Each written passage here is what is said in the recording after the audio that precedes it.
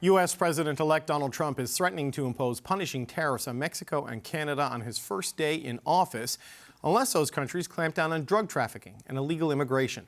Outgoing President Joe Biden said the proposed 25% tariff will do more harm than good. I hope he rethinks it. I think it's a counterproductive thing to do. You know, look, one of the things you've heard me say before that we have an unusual situation in America. We're surrounded by the Pacific Ocean, the Atlantic Ocean, and two allies, Mexico and Canada. And the last thing we need to do is begin to screw up those relationships. In 2016, Trump campaigned on ripping up NAFTA, and over his 4 years in office, Canada, the U.S., and Mexico negotiated a new trade pact. David MacNaughton played a crucial role in those negotiations as Canada's ambassador to the United States during that time, and he joins me now. David MacNaughton, it's good to see you again. Thanks for being here. Good to see you. I wonder what's your assessment so far on how the federal government and the provinces are reacting to this latest tariff threat from Donald Trump. Well, you know, I was just listening to the Premier of Manitoba speak on your show, and I think he's, bang on. I think everything he said makes a lot of sense, and I hope that, the provinces do work together, do come up with some ideas like that in discussion with the federal government. And I think that the success that we had in the first Trump go around was in large measure because we did have, collaboration amongst the premiers, regardless of what party they were from. We had involvement by the business community, by labor. I mean, it really did make a big difference. And, this is it's a problem, but I think it's also an opportunity in the sense that, the world is going through some pretty tumultuous changes, both from a technological point of view and also in terms of the readjustment of supply chains and, allies and all the rest of it. And the United States is feeling pretty nervous at the present moment. Isolationism and protectionism is rising. And I think we need to stand up and show the Americans once again that we are a trusted and true ally, that we are sensitive to their needs. Right. And frankly, we need to talk to the Canadian people about how important it is that we play our role in defense and security. And, things like energy are part of the security discussion too.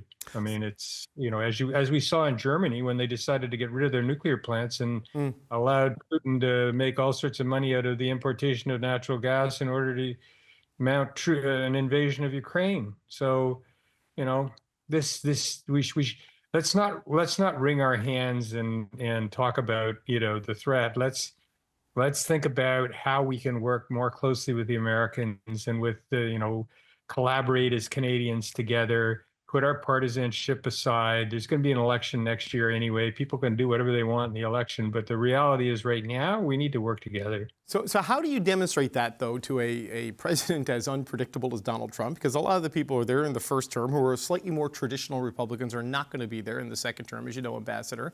And there's been criticism of the Prime Minister and his government saying they don't have a plan. But as the Premier of Newfoundland and Labrador just said in the last segment, it's almost impossible to have a plan for chaos. So what is it you do to demonstrate to Donald Trump the wrong-headedness of this policy when clearly the math doesn't seem to sway him because he knows what this is going to do to the economies?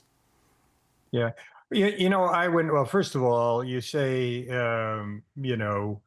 it's hard to predict. I would argue it's really easy to predict. He is unpredictable. I mean, okay, fair. Yes.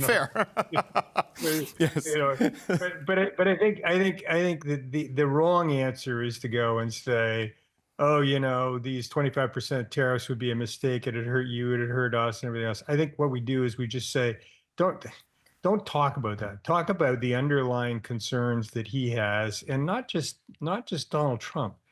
This is an underlying concern of the American people too. Right. Trump may have amplified their concerns, but we need to be sensitive to our neighbors, and we have family and friends and everything in the United States.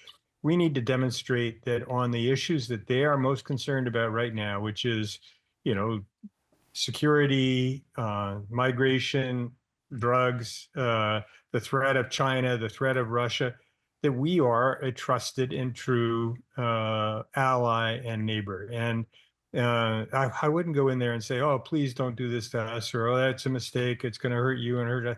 Let's talk about the underlying reasons that this all came up. I mean, everything where he's got a problem, and the word tariff always comes out of his mouth, but let's deal with the underlying concerns and do some of the things that we should be doing anyway, not just because Donald Trump's asked us to do it, but because it's good for Canada. That's what Premier Canoe was just saying, and I totally agree with it. Right. So but on that, so some of the things he's pointing to, migrants coming across the border and fentanyl coming across the border. The fentanyl traffic from Canada to the U.S. is very small by every public data point that we have, certainly compared to the large volumes coming in from Mexico. And some of the migration numbers have, since certain visas have been brought in for certain countries, that's even ebbed and flowed a little bit, but yet here we are. Now, we heard Dominic LeBlanc, the public safety minister, say that they're going to divert police resources or increase police resources at the border, maybe by drones, these sorts of things. Is that enough in your view? Because I don't know if the Canadian government thinks the border is as big a problem. So do you just have to do sort of these steps to demonstrate Donald Trump has been heard? Will that do it? Yeah, I mean, I think that's part of it, but I think the other part of it is, if he actually follows through with what he's talking about in expelling, illegal people in the numbers that he's talking about, I think we better have a pretty secure border for the protection of us, quite apart from what Donald Trump's saying. So, these are all issues that I think we can deal with. I think that we need to, have more focus and more attention to it.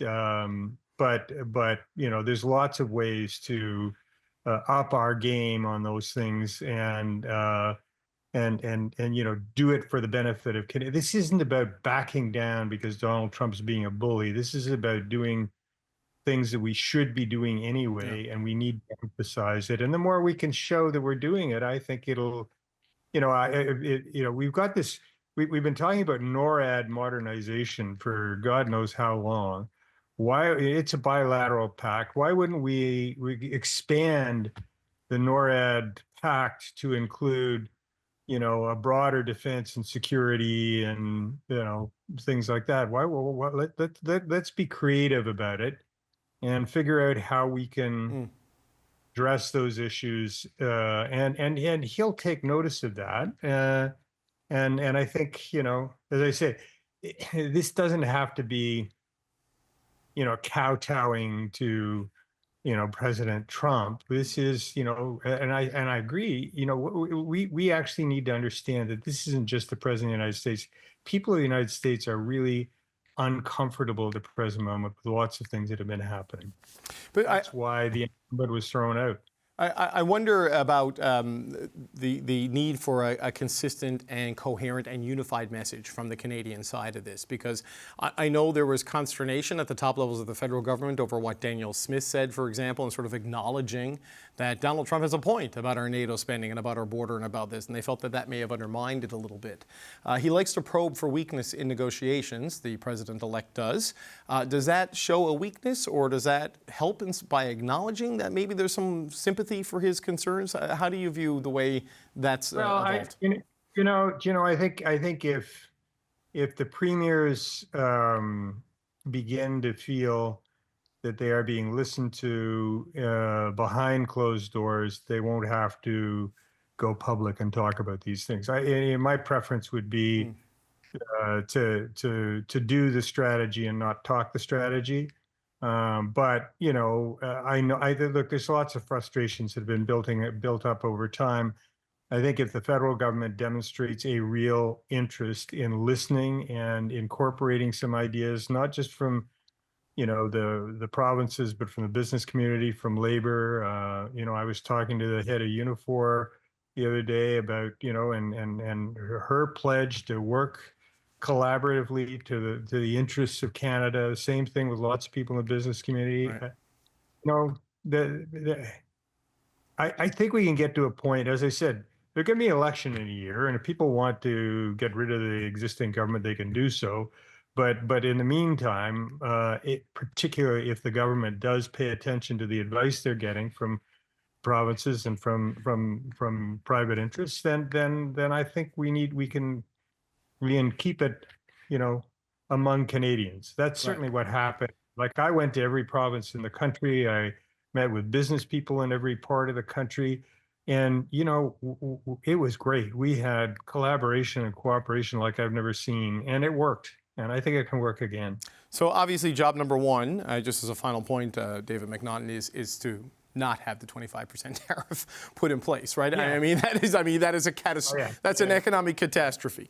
Should that happen? No, but I mean, but I think if we do some of the things that have been talked about, Right. that demonstrate that we're taking it seriously, I think what we can say to the president, we can say, you know what? The deal you negotiated has got a review mechanism in 2026. Let's deal with it. Let's deal with the really serious stuff that we've got right now, which is security, defense, drugs, migrant, whatever. And you're going to have your shot at the review. So let's kick that can down the road for a little bit while we focus in on what's really important to Canadians and to America. But if he isn't swayed by the 20th of January and he follows through on his threat, I mean, does Canada have to retaliate? I mean, I know the country did that before with the Section 232 tariffs on steel and aluminum, and it just feels you have to, even though you can't win that kind of a fight, and it's going to compound the damage. But should Canada be preparing for that? Should Trump just follow through and not be swayed? If you're going to punch somebody in the nose, you don't tell them 20 minutes in advance you're going to punch them in the nose with the defenses. Well, he's done that with us, so. Yeah, I know, but he's a little bit bigger than we are.